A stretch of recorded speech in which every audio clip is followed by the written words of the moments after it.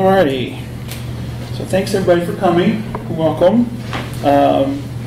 We are going to be talking through some project management strategies today.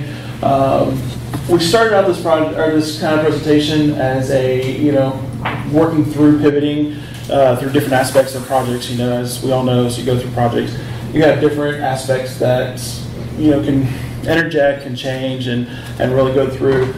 But as we were just talking about, as we've grown through this project, we've kind of highlighted on even more so through this. Our goal for this today is basically to get through and give you some strategies that both Kelly and I have experienced through doing projects ourselves, mainly to kind of help not only just keep your project on track, help you get organized, but also motivate your team so that it's not just a job. It's something that they become passionate about and that they're able to really just kind of take ownership with as they go through that. So.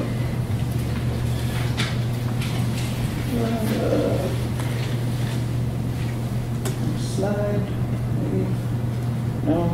That's the project. And okay. So tell us a little bit about who we are. We work for MediaCurrent, which is a full service digital agency that implements world-class open software. We do development, strategy, and design to basically achieve and define goals for enterprise organizations seeking a better return on investment. Part of what MediaCurrent does is we not only just work in very specific things, but we work through as an entire agency that offers from project management, strategy, and design, development, and really go through to make sure that the project succeeds from start to end. And whether it's be a small aspect of it or full investment of it, our goal is to not just be someone that is just coming in as a client or a vendor, but we also work through to partner with our company. So. Oops. Nope. Go back. There we go. So a little bit about ourselves. My name is Bart. I'm a project manager at MediaCurrent, and I've been with MediaCurrent a little over 2 years now. And I am one of the main project managers that have worked on different projects with the company. I'm Kelly Dassig. I'm a senior project manager with MediaCurrent. I'm also a certified Scrum product owner. I've been working with MediaCurrent for closing on 3 years now. I've been working with Drupal since 2011, a variety of different roles, but project management seems to be where I just made my home. And so I'm very glad to be here and talk to you all today. So today's agenda, like I was saying, we're going to go through some different things, and as I said, it kind of grew. Going to go through starting off a project, capturing the vision of what that means for not only the team, but also for your stakeholders. How to handle proper communication, avoiding overcommitment, and that's a big thing that a lot of this experience is. You get in, you start getting a lot of ideas, you wind up overcommitting, and then you start running into issues of not being able to deliver, and you have to pick and choose a lot. So, how to really start your project off well without overcommitting, and then really identifying your goals and plans, making sure that you're successful in that.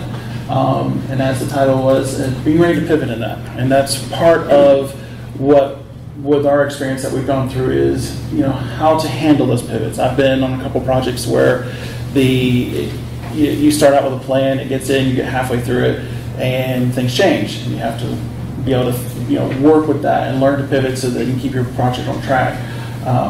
One of our projects, and we'll talk about this, that I just completed was constantly going through those pivots. We would get 2-3 weeks in, and stakeholders would change what they need, and we'd have to pivot and learn. And it's really one of the things we would do to go through and learn the best way to stay organized, stay on task, and keep things there. We're also going to talk about how to deliver successfully, and also retrospectives, and why we want them, and why we don't call them postmortems. There's a fun little statistic here. Found this on the web. I thought it was very interesting. 75% of businesses and IT executives anticipate that their software project will fail. That was kind of staggering to me. When you look at it, you think of that as they're going into it with the mindset of failing. They're not actually coming from it as a we want this to be successful. They're just kind of automatically going into it with a mindset of this project's going to fail, but we'll get through it. They'll mull through it. It's not a matter of they're coming into it, we want to succeed and everything. Everybody wants to succeed, but the idea is that really that's kind of the mindset where people are. So it's something where we hope to change that to be more successful with those things. So a little introduction to the project teams. This is somewhat geared toward Media Current and our specific structure, but this might look somewhat familiar to some of you depending on what type of agency or company you work in. And this is really just talking about how the entire team has to be very involved. So as a project manager, a strategist, a developer, a designer, a stakeholder, we're all part of the puzzle. It's crucial to keep sight of the big picture, even when we have to pivot from the original plan. Pivots can come in all shapes and sizes.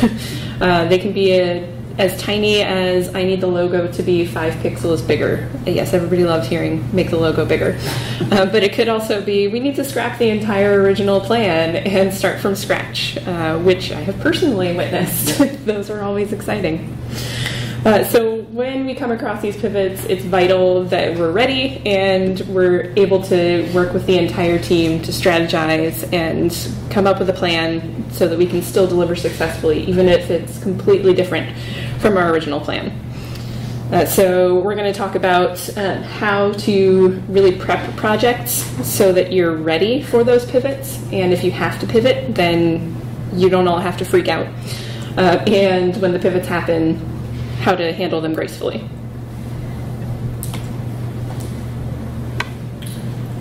So the first part, obviously, of any project is kicking off.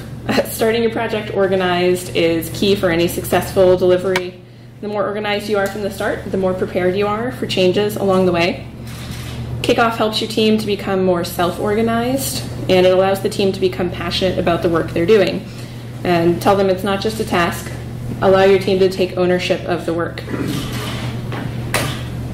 So some of the things that you can prepare, and we've got some nice little graphics here.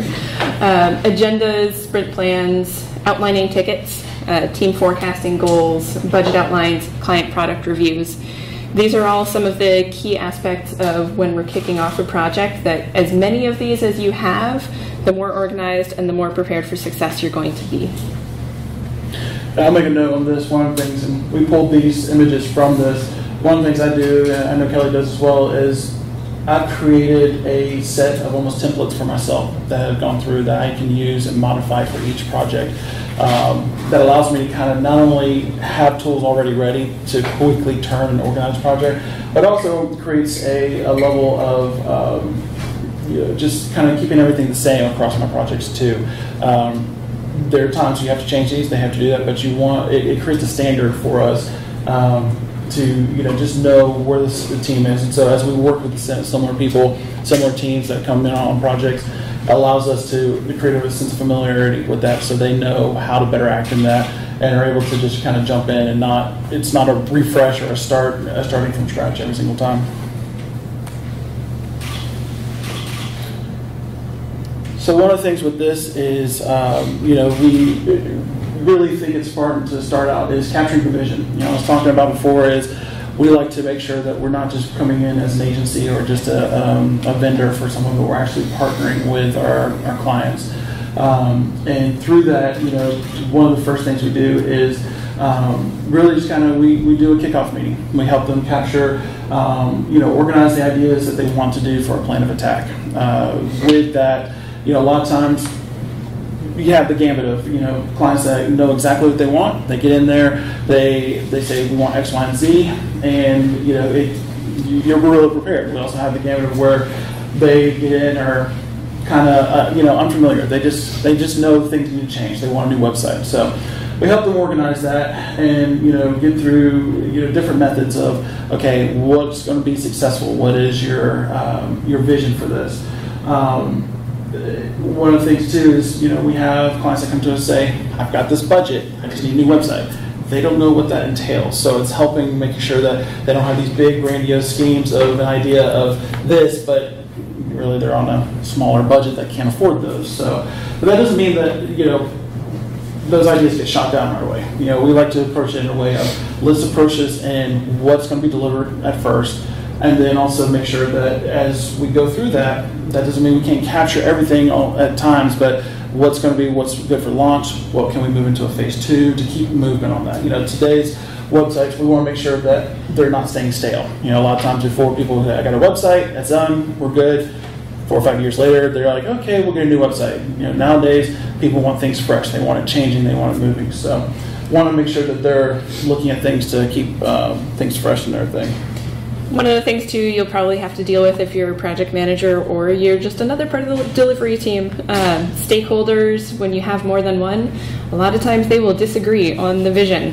They can be complete polar opposites, and the VP from marketing wants a completely different website than the VP from IT. So it's our job as consultants and advisors to sort of bridge that gap, figure out where we can fit in all of the hopes and dreams, what compromises need to be made, and how to make that all work with their timeline and budget. Because most clients we're going to come across do not have unlimited budget. And you'll have someone possibly who is the loudest in the room and they have the biggest vision, and it's just not going to fit with the budget. So it's really up to the project manager and the delivery team to help guide that conversation so that we have the right plan of attack going forward.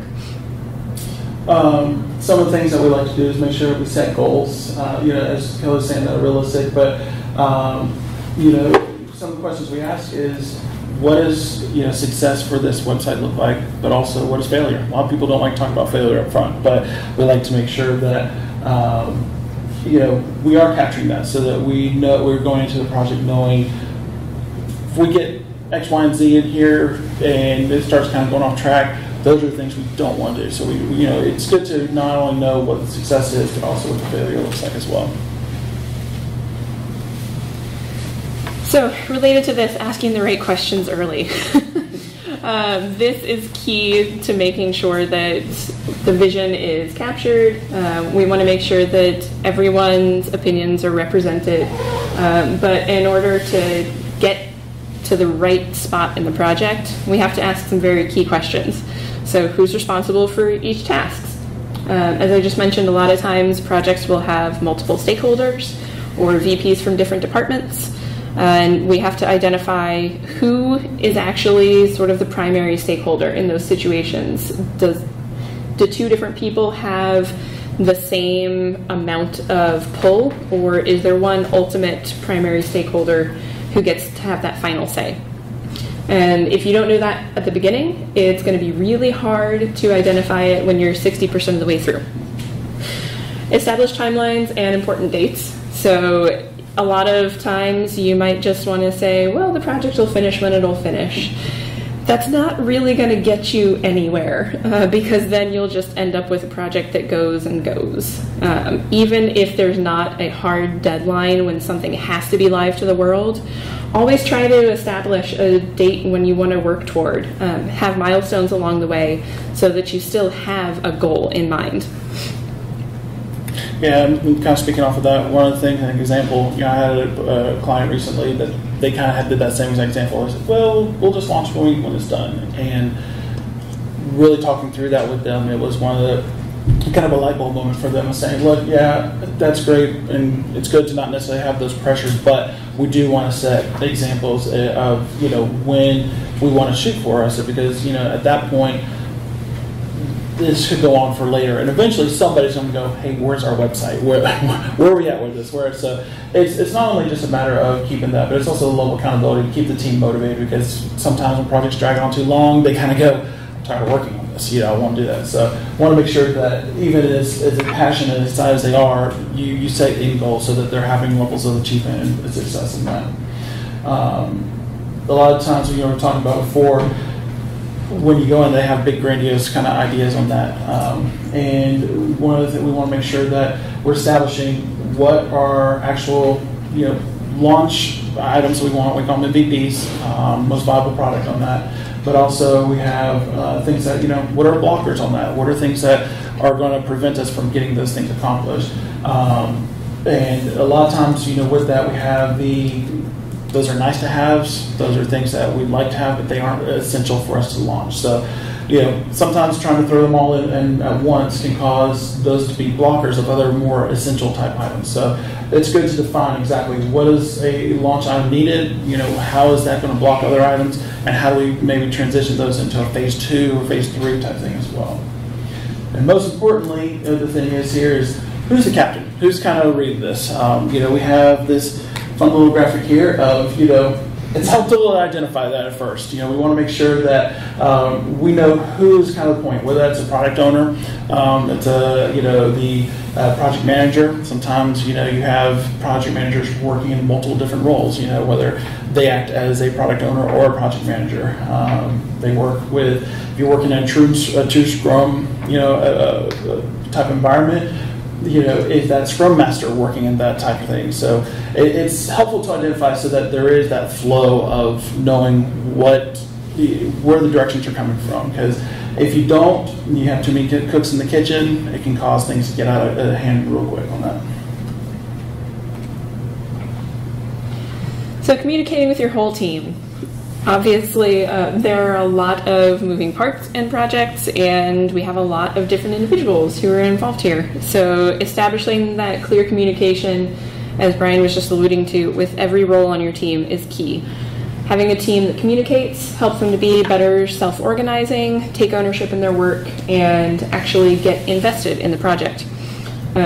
Our personal PM style for both of us is to get everyone invested and really passionate about the project. If you're passionate about what you're building, you're going to see more interest in having it succeed. Your team is going to be more up for putting in extra hours if it's needed. They won't get as upset if there's a pivot that needs to happen. And we definitely both love to sort of live by this, make it fun, make it a family.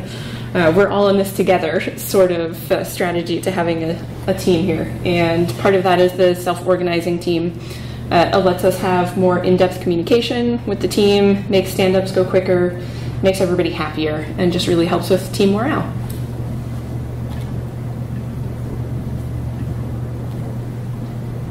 So one of the things too, is asking, and I'm going to give a shout out to one of our coworkers, Danielle. She just actually did a presentation, and I saw this slide and thought, this is actually perfect to go with this. But really asking the right questions throughout the process, not only to stakeholders but your team, to make sure that everybody's staying on the same page. You're having that level of transparency. It really just helps strengthen the entire team and keep everybody on the same page. It's being really intentional with exactly what we're trying to do, and not just kind of, we'd like to have this, or it's knowing and understanding exactly what the goal is and keeping everybody on that same track. As project managers, it's our role to kind of go through and make sure that everybody is kind of keeping that mindset of being intentional with what they're asking, and just kind of keeping track of what the goal is, and making sure that we're not kind of going down rabbit trails. We're staying on track, and we're being overall organized as a team as a whole in there. So avoiding overcommitment. This is always possibly the most fun, and I put that in air quotes, part of a project is avoiding that overcommitment, because as delivery teams, we usually want to please the client. I know I'm a big people pleaser, so it's important to set some ground rules up front. So establishing your MVP up front and knowing your deliverables. One of the most important things, or possibly the most important thing of any project, is to define what's in scope for delivery and define it early. Many times clients will shoot for the stars, and we can't deliver everything. That'd be pretty unrealistic, especially if they have a limited budget or a limited timeline. So we can't just make our client happy. We need to guide them to understand what can be accomplished. And a lot of that is handled through regular communication with the product owner and not being afraid to say no.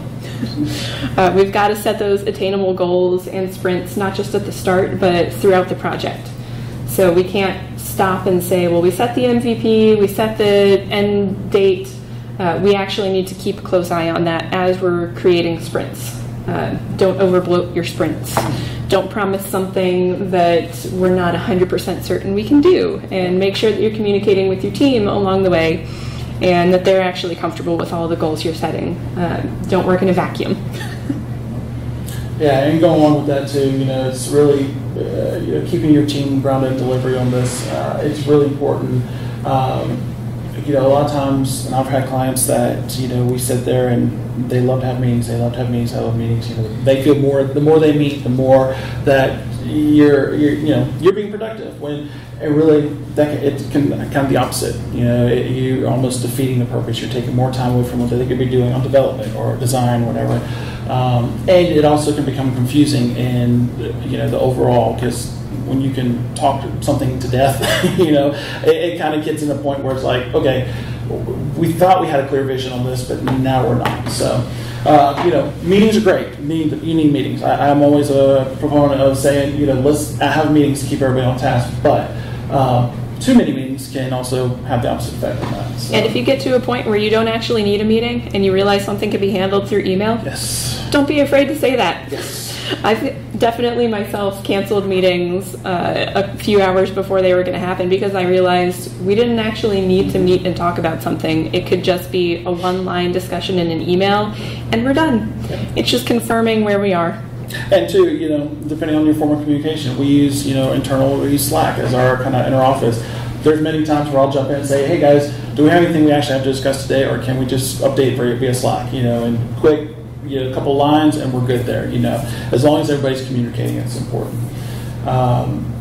Managing team morale and motivation. That, for me, as a project manager, I know Kelly's same way, is huge. That goes back to, kind of being like a family on this and really doing that. I know for me, a lot of times throughout the day, throughout the week, I'm looking for opportunities to really encourage the team to make sure that they know, even in a hard situation or a hard, delivery, that someone's at least looking out and saying, hey, that's great. It really kind of keeps everybody excited, keeps them moving, and keeps them motivated for that, so that they're not just, again, thinking of it as a task or taking ownership of that. And it's a domino effect. You want to make sure that the team as a whole is looking at things and making sure that, they're excited about what they're doing. It's not just okay, I'm here, but they actually are taking ownership to follow through with that.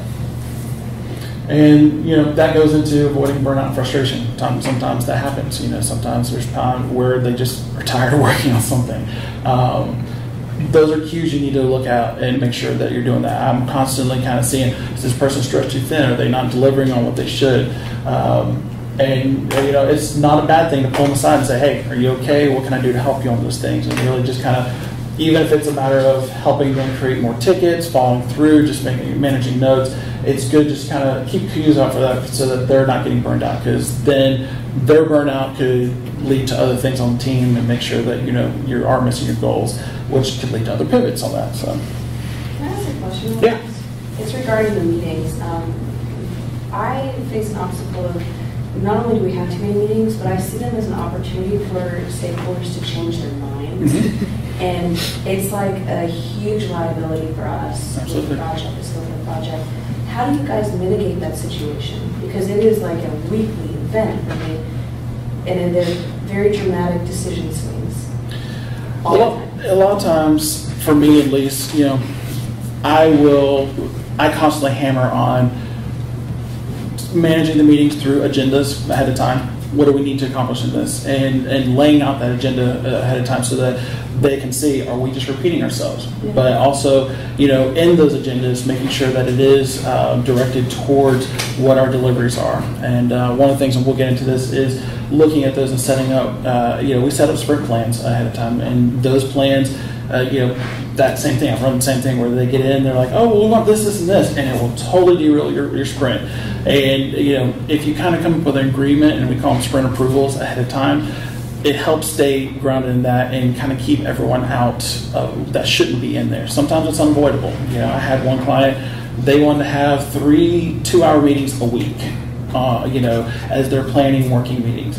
When we first did it, was like, okay, cool, we'll see how this works, just kind of give them that comfort, going through. By a month later, and we did go through a month of that, I started weaning that off, saying, look, can we do this in, one meeting, By the time of that, we were mainly having one 45-minute meeting a week, just as a status call, and we would go through and, I would make sure it flips to where you need to maybe manage it in a different way of emails or documentation, sometimes, and I hate getting into too many spreadsheets or things like that, but showing them a visual so that they can check. A lot of times they want meetings just because they're insecure of what's going on, but that's a great thing, because a lot of times it's very damaging, because they can get in there and say, well, I want this, and it goes away from that. So that's another reason why it's good to establish your MVPs up front, because then you can point back to that and say, look, this is what we established. If we go off track of this, it's going to derail these, extend the timeline.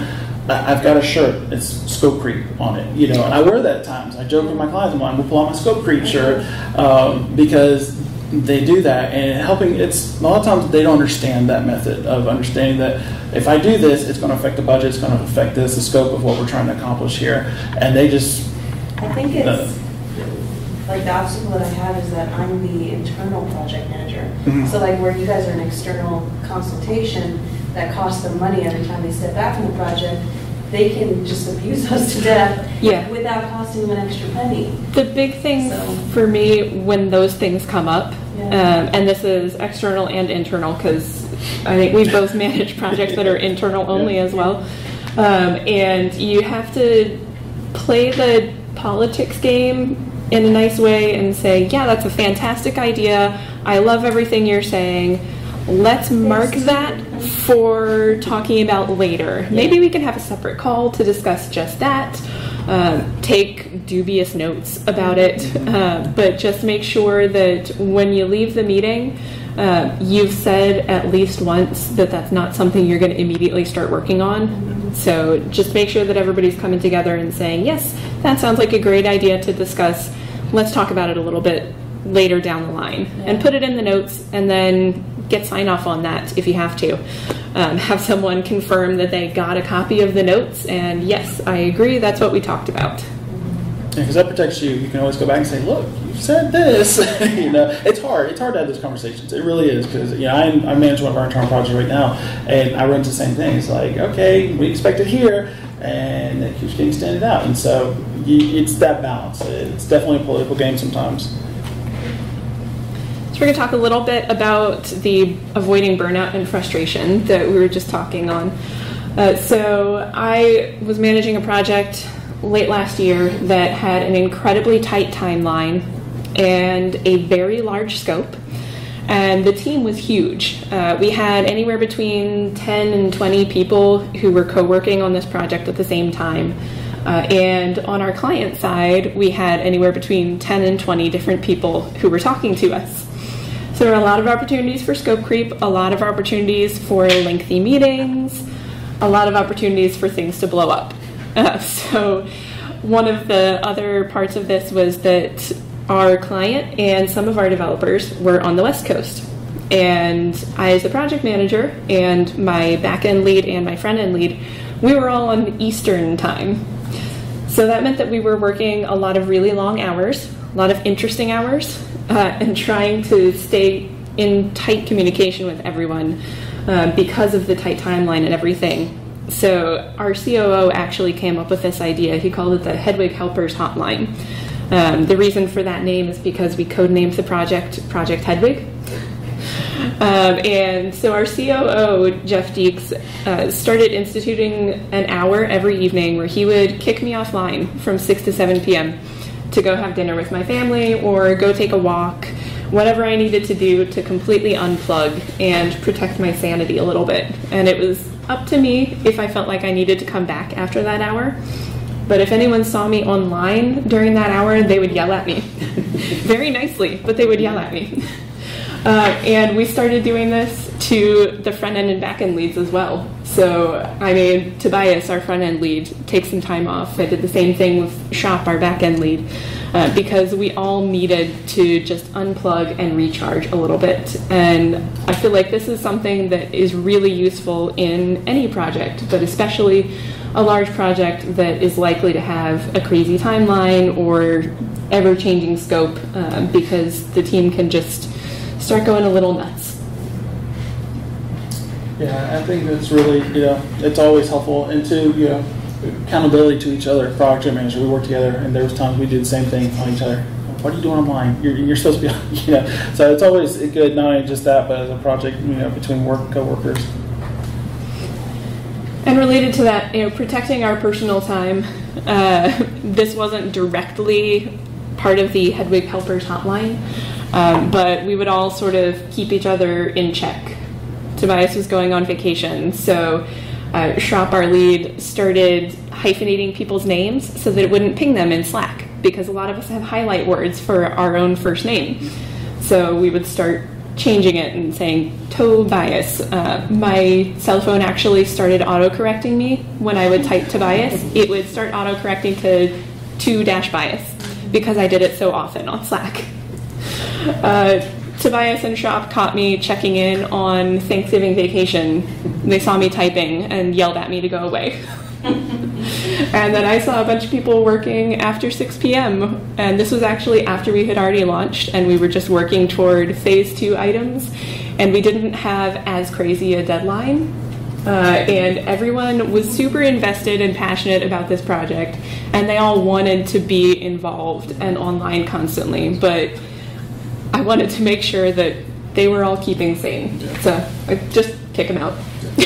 And she has sent this gift to me plenty of times as well. I have, yep. I'm fine. It's important to have fun sometimes. It is, definitely.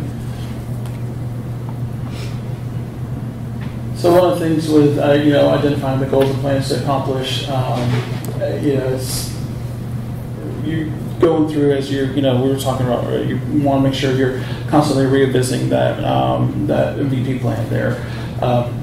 You can't adjust it. Sometimes things happen. You get through the project, you're like, that's not going to work the way it should. So you can definitely revisit it and adjust as needed. One thing I will note, it's important to, if you are going to adjust, establishing up front who are going to be the people that are going to be adjusting. Getting too many cooks in the kitchen, everybody wants to adjust it. They want their own goals, So it's important to establish, is that going to be a decision made between the product owner and the project manager, or is that going to be product owner is coming down and saying, okay, look, we want this. Is it going to be another stakeholder or a committee? That's fine, but there's got to be one voice and one decision on between those two. Creating a phase 2 plan. That phase 2 items shouldn't be seen as a failure. It's a way to continue the project, a way to continue keeping it fresh, as we were talking about earlier. That's definitely not something where it's like, I would see a lot of times we push back and like, oh, well, we really wanted that. That's fine, but there's other things that are more important. So creating a phase 2 plan and helping them understand this is not a failure, it's just a continuation of things. And adding on a phase 2 is a fantastic way to go ahead and establish a longer-term partnership if you didn't already have one planned, because it gives you more of a runway to continue working together. Showing progress to stay aligned, that's really important. Establishing deliverables. I sometimes set up, as I'm setting sprint plans and meetings, I go ahead and set up kind of deliverable meetings throughout the project so that we are working towards a goal, but also, we're showing the stakeholders, hey, we're going to have, at this date, we're going to have this deliverable, and it shows them where they're at. They see progress on that.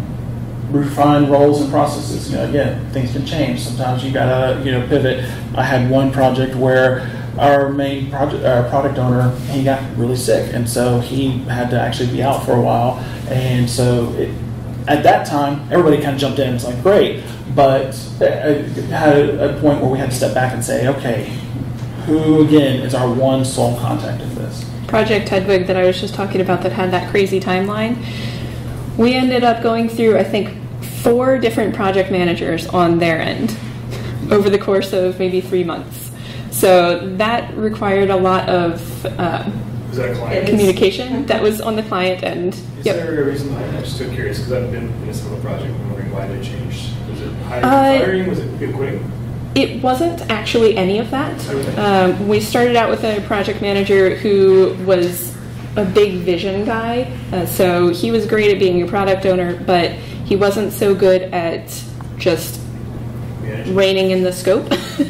He wanted to keep adding things. And so then we had someone else who came in, and then they had basically been borrowed from a different project. So then someone else came in when they were available. And then someone was ultimately hired to do all of the project management on their end because it had just been a little bit crazy. Sounds good. Yep. The other thing is, as a project manager, keeping your team on task with different tools. I mentioned that before. We, at Media Current, we use Jira and Confluence. It's kind of a standard, but there are lots of different tools that are available out there. Whether it's Microsoft Project, Write, which actually interfaces with Jira, gives a nice printing interface, makes things easier. Or Trello, that's another one that it does. But using the right tools to keep your team organized. Sometimes too many tools can go the opposite way, but it's definitely important to have tools. You don't have a budget for these type of things. Different spreadsheets that have deliverable timelines on them, and just setting those up so people can have transparency on that is really important.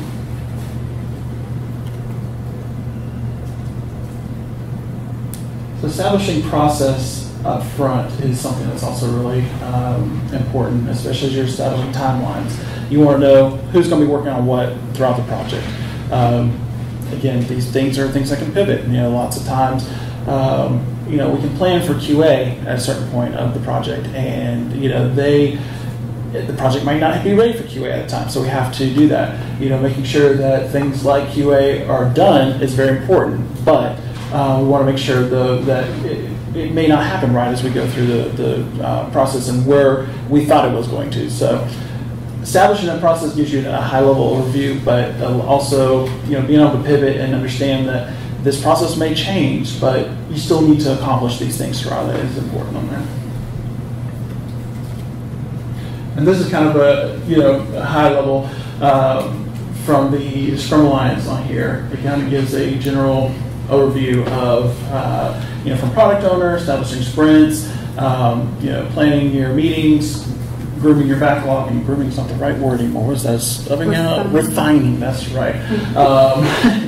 But just kind of, this is a cool graphic. I thought it would show here. Kind of goes through, but from the beginning all the way down to your retrospectives. It's really a great thing. I was going to say, should we have time for this, or? We can power through. Okay. Well, I was going to say to actually play the video, you think? Sure. Okay, so this is a cool thing. This is actually where I'm a huge Friends fan, love it. Kelly's a Friends fan too. I was actually watching this episode one night, and this is where I kind of got the inspiration for this talk. So we'll watch this real quick, and then we'll talk about some points on this. And you probably all know this one. Come here to me. No, you come here to me. Hey, Ross. I brought reinforcements. Okay, so you two. What, you brought Joey? Yeah. Well, go I ahead brought and the dub it next for best us. So Chandler, you brought Chandler? The next best thing would be Monica. Ross brought on the couch. He tries to get up the stairs, and Look, I drew Rachel a and Chandler sketch of how we're going to do it, okay? Rach, basically, that's you. That's Rachel, the couch. says, "Hey, I brought help," and Ross gets 3 other people, and that's me. Rachel's like, "No, I brought Chandler." Kind of shows some disappointment in that. Certainly Ross has a think a lot of plan. yourself. They try to execute the plan. That's and my you get arm. the couch up the stairs, and through that, it goes through. Oh, I see. I thought you just really liked it. Definitely YouTube Friends pivot. All right. Ready? It's hilarious.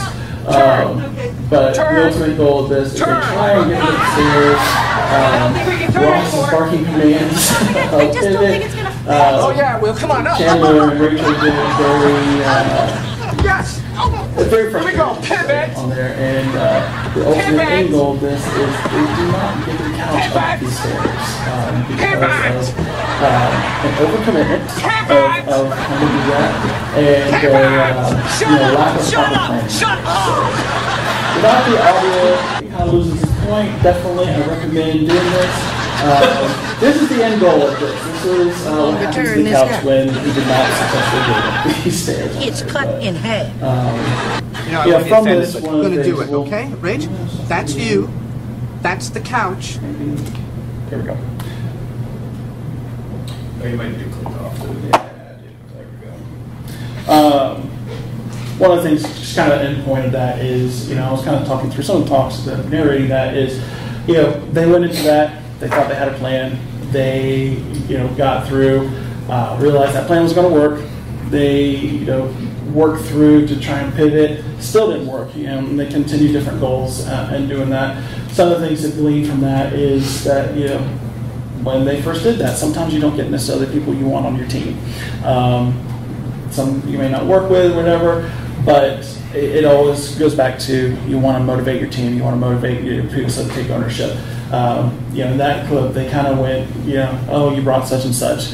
Yeah, that's it, but you want to bring those people alongside to help make them grow so that they are contributing to the team and really important on there. So when things go wrong, don't yell at your team like Ross did. don't yell at your team. Yeah, that's always important on there. So the next thing too, we'll kind of power through this because I think we're getting close on time. This is the sprint plan that I was talking about, sprint pool document that I created for some of our projects. As we're communicating and stuff with clients, it's really important. This is a document I created that basically, it's a real simple document. I do this with every single one of our sprints. We do it in a twofold. At the beginning of it, we lay it out with the tickets and kind of a sprint outline of what's going to be going on in that sprint. The product owner and I review it, we agree on it, and then throughout the process, we work on those items that we've agreed on for that sprint. At the end of that sprint, we review this document again, say, okay, this is what we succeeded in, this is what might have gotten pushed to another or not succeeded, and ultimately, at that point, it is the product owner decision to say, yeah, this is good, and they sign off on it. It's a level of accountability, it's a level of communication, keeping transparency, and it really just kind of keeps everybody on the same page with this. I make this document available for all of our team as well, so that they can anytime, it kind of goes along with the roadmap that we established on there as well. And does that ticket there comply with like your JIRA ticket? It does. Yeah, I literally do an export from JIRA, from our sprint, drop in the ticket number, description, and some details on there. Obviously, you can get more, but it references in there directly. With a link, even. With a link, yes. We do work in a digital world, so everybody can just click on the PDF and go to the links. This is another part of continuing clear communication. As project managers, obviously we're all working on our tools. Again, this is an example from JIRA. This is one of our projects here where we go through and, it's tedious, especially if you have multiple projects, but just spending an extra 5 minutes to just update your tickets, make sure that everybody is it. Sometimes I've had developers that leave a comment for someone else and they don't see that, and so I'll go through and tag them again or say, hey, can you follow up on this for doing that? It shouldn't necessarily have to be that way, but it does help to just make sure things are flowing, there's no blocks, and everybody is on the same page with that. And if you have your backlog and your sprints kept up to date, then it also helps cut down on that whole how many meetings is too many meetings. Because your client can actually go in there and see what's going on each of the tickets. And you don't have to spend 20 minutes talking about one ticket because the client has probably already been reading the comments and they know what's going on. Makes your life easier. And one thing I will point on this section, quick check-ins. You're talking about having too many meetings on that. Scaling down meetings too to a quick check-in, can also be helpful. If they still want their meeting, that's fine, but making sure it is actually a quick meeting and you're establishing those goals, what you have, and setting out agendas or things ahead of time to say, hey, we're going to do this. I took over a client not too long ago where the meetings were an hour long every single day, or every single Monday, sorry. I've got that down to 15-minute meetings every Monday now, because before there wasn't that meeting agenda, didn't have that. We go in now, we say, hey, this is where we're at, here's what's going on. Client doesn't even really need to talk now. They're just like, cool, it's an update, great. Ask them any questions, we wrap up, we're done. For our developer team, that was huge. They're like, this is amazing, we can actually get back to work, that. So sometimes you do need to have those meetings regardless, but make it a quick check-in is really helpful. Delivering with success. So here's an example of an MVP document. Obviously, this is a template as it has no project name or client name in there. But these are an important tool when you're identifying the MVP early on. You will want to put together an actual MVP doc or a functional spec, depending on what kind of project it is. You might have one of each, who knows? And having that MVP document already there allows you to go back and check against the deliverables that you had in the MVP at the beginning of the project. So you know when you're getting ready to wrap up and launch if you actually hit everything that was in that MVP. Hopefully you've been checking this throughout the project. If you had to make any changes, those are already accounted for here. If the delivery doesn't match up with what was identified as the success, that's something that you need to talk about very quickly. If there were pivots throughout the project that might have changed what was in the MVP document, make sure that those are all accounted for, and go back and check any sorts of emails that have sign off from meeting notes where we agreed to take something out of the scope, or a change order document. All of that should be accounted for here. And especially if any of the pivots extended your time frame, knowing that is crucial, and making sure that's all accounted for. And lastly, throwing a retrospective, or as we're calling it here, a wake, not a funeral or a postmortem. So wake is a celebration of life for any of you who are unfamiliar with the traditional Irish wake, versus a funeral, which is more of a tearful burial. Oh, it's so sad, that's over and done with. So we want to be focusing on throwing wakes and celebrating that the project was successful, hopefully. And we can use that to look at what we can do better in the future, what went really well on the project, so that we can use that for other projects going forward. Even if we did have failures, there's still a success there somewhere. Presumably, the project actually launched, so that in itself is a success, even if it didn't have everything that was in the original project plan. And if you had a lot of pivots along the way that can make you feel like it wasn't a success because you're just looking at everything that went wrong throughout the project, but through those pivots, we came up with a better plan and a good way of doing things, and we can identify anything that can be an improvement going forward. Yeah, and one of the key words on that is, even in failure, there is success. You can learn and you can grow from those things. A lot of times through those, one of the things here is, calling it a retrospective versus a postmortem. And this is something, we kind of learned through that, is even in success, that can kind of put a tendency of failure on things, and you want to make sure that the team is keeping that morale and that personally just ownership going, because if that doesn't extend the engagement, you want to continue that momentum moving forward. One of the things with this too is these retrospectives can be done at the end of a project. It's key to do that. But also can be done at the end of each sprint. You want to make sure that that's part of your what learned with a sprint didn't necessarily go as well. There's times you don't necessarily have to do them every sprint, but it is good to kind of keep at and a momentum with that and stay on top of things so you are learning and growing throughout the project. Because especially if you have lots of pivots, it's important to kind of go through and understand what is keeping us moving forward and what is stopping us. Because if you can identify those things that are stopping you or even causing you to have to keep pivoting, then you can fix those and move forward on that. All right, so open it up for questions if anybody's got anything. So other questions about, because it pertains to scope and timeline, really. The problem is, I'm a team of one, so I'm that whole circle. And my boss is the project manager, but since he doesn't do his job, I'm the project manager. And I'm getting a lot of pushback on the only question anyone ever asks is, when's it going to be done? And they don't want to review deliverables because they don't understand what any of it means. I want to see this part show me. I just want to see this one. When is that going to be? So my question is I'm trying to explain to them now. We do have Jira, but I'm the only one maintaining all tickets and grooming tickets and adding comments and all that. I'm trying to explain to them the only way we can actually come up with the numbers is we have math, but we don't have math because we don't have scope, we don't have estimations either. So do you all, when you're formulating a spread, and this gets to your question, I think, about timeline and scope, it's do you basically say, look, we estimate all the tickets. I don't know if you have a special way to do that, and some places do it. What's called poker or whatever. Do you basically say, hey, we've defined the spread, we know based on our estimates that this is a reasonable amount of work, it won't cause people to be up at midnight, which is why I left the agency role. Yep. Do you have the ability to do that, and do you have a recommendation on how to go about defining a sprint or defining the whole project's timeline based on estimations? Is that something you do, or is that something you've had a problem with?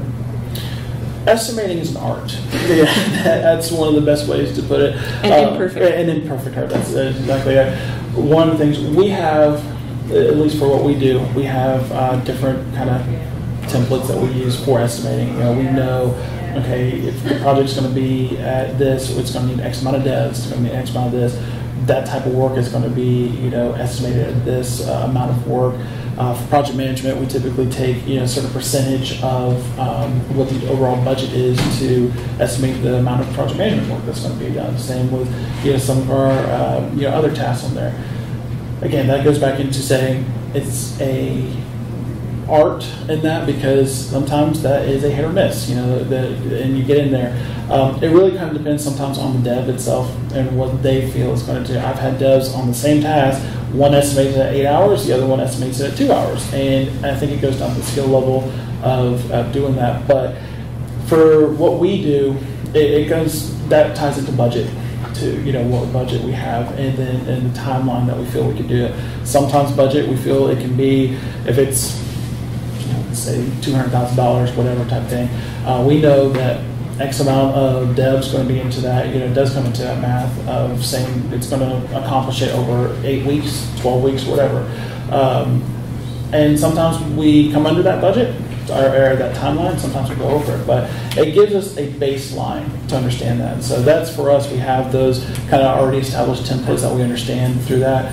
And, it just kind of helps us get that. So as project managers, we know and work in that to say, okay, this is going to be a 12-week process. We know this is going to be, whether most of the time we all work in an agile environment, so we're trying to do that, but sometimes it's a waterfall type approach. So you lay it down in that.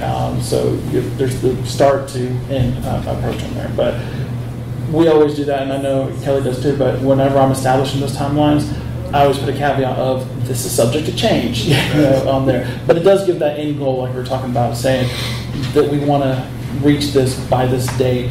And going to some of the things you were saying of your managers not understanding that, they don't care about it. Sometimes I have clients the same way, where you almost put it in layman's terms, and run reports and that, so that if it is, a whole QA process doing, P1 workflows or things like that, we can actually tie that into, okay, actually this is an A, B, C, D step of this, and so they can go, oh, okay, cool. Mythical man month can be very helpful in that too. Yeah, so one woman can have a baby in 9 months, but 9 women can't have a baby in 1 month each. Yep.